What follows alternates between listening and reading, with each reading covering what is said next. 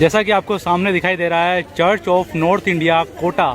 जी हाँ दोस्तों, आज मैं आपको इंडिया की कोचिंग सिटी कोटा का एक खूबसूरत चर्च दिखाने वाला हूँ, जो इस खूबसूरत मार्केट के बीच में बसा हुआ है, जिसको सब्जी मंडी का मार्केट भी कहलाता है। तो आइए मैं आपको लेके चलता हूँ कोटा के खूबसूरत चर्च में और जानते हैं कुछ इसकी हिस्ट्री और देखते हैं किस तरह से कितना खूबसूरत ये चर्च दिखाई देता है। देखिए, ये जब मैं अंदर आया हूँ तो कुछ ये लुक दिखाई दे रहा है और एक मुझे बहुत ही अलग तरह की एक चीज़ की जानकारी मिली है, जो शायद किसी भी चर्च में मैंने आज तक देखी नहीं है। तो चलिए देखते हैं उस चीज़ को। और डेविड ब्रदर, मुझे कुछ पता चला है कि यहाँ पर कुछ टाइम कैप्सूल यहाँ पे रखा हुआ है। एक बार उसको दिखाएंगे और किस तरह कुछ क्या चीज़ें रखी है, कुछ जानकारी देंगे क्या? फिर हम चर्च को घूमते हैं। ये स्थान देख रहे हैं? जी जी, ये स्थान वही है टाइम कैप्सूल का।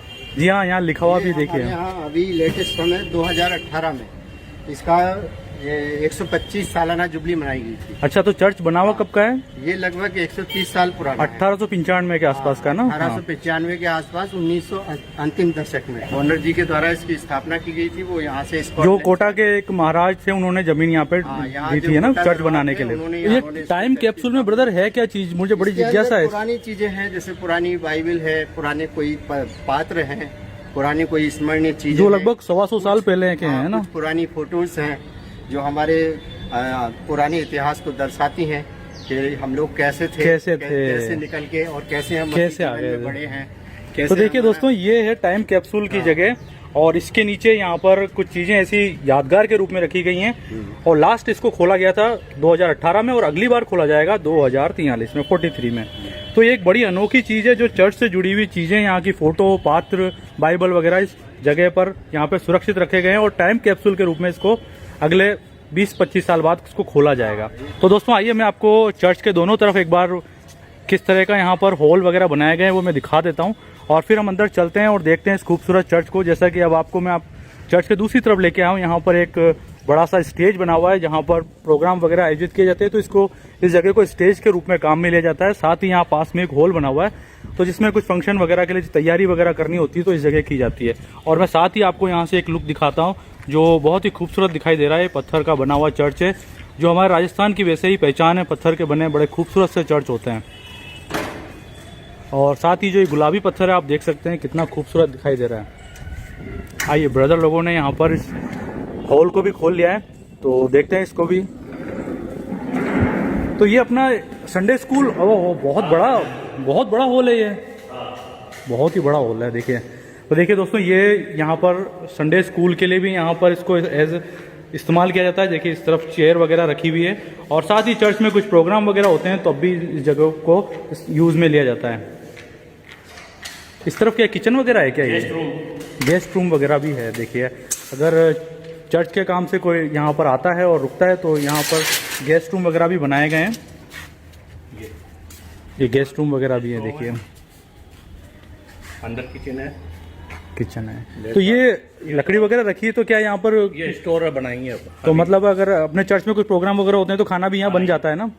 चलिए, ये भी बहुत अच्छी बात है। जब यहाँ पे किसी प्रकार का प्रोग्राम होते हैं तो जो मसीह हमारे भाई बहन है वो संगति करते हैं भोजन वगैरह में साथ में मिल करके, तो बहुत ही अच्छा लगता है वैसे। तो देखिए, ये कुछ इस तरह से हॉल है, ये काफी बड़ा हॉल है। आइए दोस्तों, अब देर नहीं करते हैं और चलते हैं चर्च के अंदर और चर्च को देखते हैं कितना खूबसूरत ये चर्च है। ब्रदर डेविड, थोड़ा हमें जानकारी दीजिए, अपने चर्च में कितने मेंबर या कितनी फैमिली हैं? अपने चर्च में कम से कम 500 तो मेंबर हैं। 500 मेंबर हैं जो है वो 500 मेंबर है और लगभग करीबन हमारे 1700 लोग होते हैं। 1700 लोग। अगर कोई फंक्शन वगैरह या कुछ होता है जैसे क्रिसमस वगैरह के टाइम तो काफी फैमिली जोड़ा जाए, अगर किसी की 3 या 5 लोगों का हिसाब से अगर जोड़ा जाए तो करीबन 1500-1700 लोग। 1500-1700 मतलब राजस्थान की बड़ी कलीसियाओं में कोटा का जो कलीसिया आती है और ये चर्च में यहाँ पर जो मेंबर वगैरह हैं। तो चलिए दोस्तों, मैं आपको एक कोटा जो सिटी है वो राजस्थान के एक बड़ी कलीसिया है और आइए अब चर्च में चलते हैं। अच्छा, देखिए बहुत ही खूबसूरत यहाँ से दिखाई दे रहा है किस तरह से यहाँ पे बलूनों से मतलब सजाया गया है इसको और सफ़ेद रंग से यहाँ पर पेंट किया हुआ है और सामने बड़ा सी सलीब चमकती हुई दिखाई दे रही है। और जो सीटिंग है काफ़ी दूर तक है, आप देख सकते हैं, क्योंकि जैसा ब्रदर ने बताया 500 से 1700 मेंबर यहाँ आते हैं। 40 बेंच हैं पूरी। अच्छा, 40 बेंचों में लगभग हमारे 300 लोग बैठ जाते हैं। 300 लोग तो यहाँ पर आ जाते हैं चर्च के अंदर। तो फिर बाकी बाहर वगैरह भी चेयर लगानी पड़ती होगी ना? चेयर लगानी पड़ती है। ओकेशन के समय तो हमारा पूरा प्रांगण भरा होता है। क्रिसमस के टाइम तो मतलब बहुत ही रौनक रहती होगी ना पूरा क्रिसमस के टाइम पे तो। होता है, चेयर्स लगती है, टेंट लगता है, कूलर्स लगते हैं, अगर गर्मी है तो, सर्दी है तो टेंट लगा के बैठते हैं। तो देखिए दोस्तों, क्योंकि चर्च बहुत बड़ा है, मैं आपको एक चीज़ दिखाता हूँ। यहाँ पर देखिए इस तरह से जो गीत गाने के नंबर है वो यहाँ आगे तो लगे ही हैं, यहाँ पे भी लगे हुए हैं, क्योंकि चर्च की जो दूरी है, लंबाई है, बहुत ज़्यादा है। क्योंकि यहाँ पे जो हमारे मसीह भाई बहन जब आराधना के दिन आते हैं तो यहाँ पर कम से कम 300 से 350 लोग यहाँ एक बार में होते हैं। बहुत ही आनंद के साथ में आराधना वगैरह की जाती है। और साथ ही आप खिड़की वगैरह भी देख सकते हैं किस तरह से यहाँ पर कलरफुल ग्लासेस से यहाँ पे खिड़की वगैरह बनाई गई है, और काफ़ी पुराना फर्नीचर है ये भी, देखिए। अच्छा चलिए दोस्तों, मैं आगे चलने से पहले आपको यहाँ पर एक रूम है जो वेस्ट्री के रूप में लिया जाता है इस्तेमाल में। अच्छा, ये ऑफिस, सारे जितने भी पास्टर्स से लेके हमारे जितने एल्डर्स हैं, मीटिंग वगैरह यहाँ होती है ना।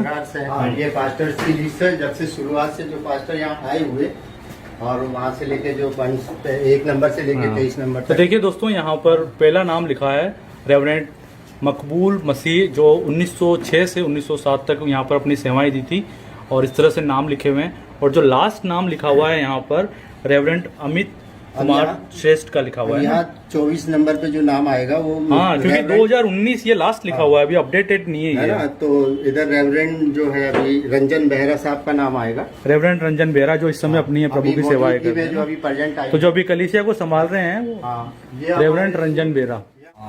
देखिए दोस्तों, ये चर्च का एक मॉडल भी यहाँ पर बना के रखा हुआ है, बहुत ही खूबसूरत दिखाई दे रहा है ये, बिल्कुल चर्च की डिटो कॉपी सी नजर आ रही है ये। आइए दोस्तों, अब चलते हैं चर्च में आगे की तरफ और देखते हैं इस खूबसूरत चर्च को। यहाँ पर एक तरफ मैं आपको दिखा देता हूँ किस तरह से यहाँ पर गाने और बाजे के लिए यहाँ पर म्यूजिक इंस्ट्रूमेंट्स वगैरह रखे हैं। तो जब आराधना वगैरह की जाती है तो माइक, ढोलक वगैरह बजाया जाता है। कैसियो वगैरह भी बजाते हैं यहाँ पे? कैसियो है बजाने वाला। अच्छा, देखिए दोस्तों, एक कैसियो वगैरह भी है।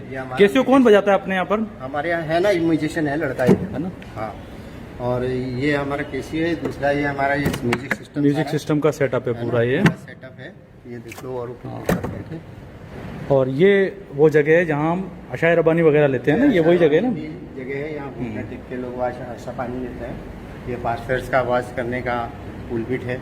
हाँ, तो फादर जब अपनी कुछ यहाँ से प्रचार वगैरह करते हैं तो इस जगह से करते हैं ना अपनी वेदी का स्थान है। तो देखिए दोस्तों, ये कुछ नज़ारा मैं आपको दिखा रहा हूँ पुलपिट वाले एरिया से।